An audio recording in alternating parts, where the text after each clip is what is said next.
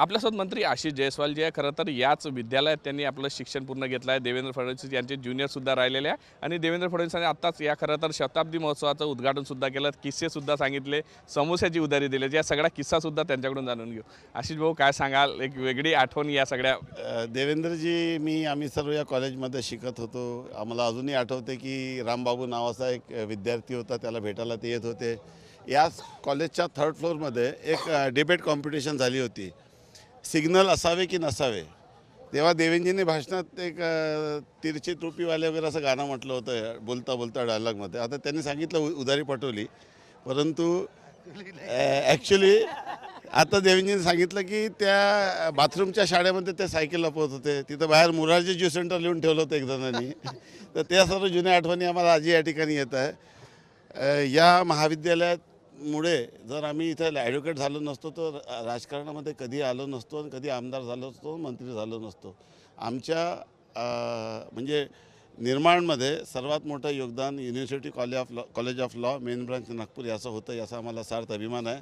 आज 100 वर्ष झाल्यानंतर जुन्या सर्व आठवणींना उजाळा या ठिकाणी मिळालेला आहे। सर्वात महत्त्वाचं की मी देवेंद्रजींना विनंती करली की या बिल्डिंगमध्ये अनेक लोकांचे इमोशन्स आहेत, नरसिंहराव साहेबापासून तर आपले हरीश साळवेपासून तर सुप्रीम कोर्टच्या जस्टिसपासून तर नितीनजीपासून तर देवेंद्रजीपासून तर मी आणि माझ्यानंतर कितीतरी पिढी, कितीतरी हायकोर्ट आणि सुप्रीम कोर्टच्या जज या महाविद्यालयात शिकून झालेले आहे।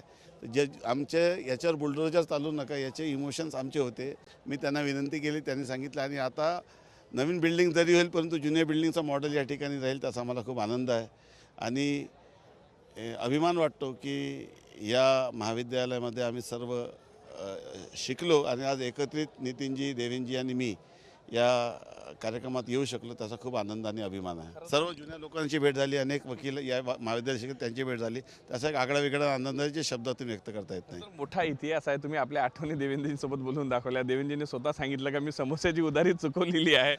नाही, तसं आम्ही सुरुवातीपासूनच प्रामाणिक होतो, तिथंच बसणं आणि टाईमपास करणं हा आमचा त्यावेळचा होता आणि खूप आहे। आता सर्व किस्से आता सांगता येणार नाही, परंतु महाविद्यालय जीवनातील खरा आनंद हा या कॉलेजमध्ये आम्ही अनुभवलेला आहे। नक्कीच हे होते खरं तर लॉ कॉलेजचे विद्यार्थी असलेले राज्यमंत्री आशिष जयस्वाल यांनी सांगितलं की आपले अनेक किस्से या कॉलेजमध्ये आहेत, त्यामुळे कुठंतरी हे इमारत जी आहे त्याचं एक हे आहे ते तशाच पद्धतीने राहावं अशी इच्छासुद्धा त्यांनी बोलून दाखवली आणि मुख्यमंत्र्यांनी त्यांना विश्वाससुद्धा दिला की त्यावर नक्कीच विचार केला जाईल। व्हिडिओ जर्नलिस्ट सौरभ बोलेसह पराग डोबळे, साम टीव्ही न्यूज, नागपूर।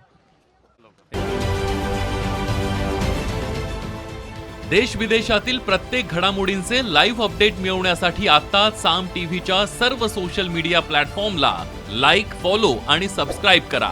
तसंच सर्व नोटिफिकेशनसाठी बेल आयकॉन प्रेस करायला विसरू नका।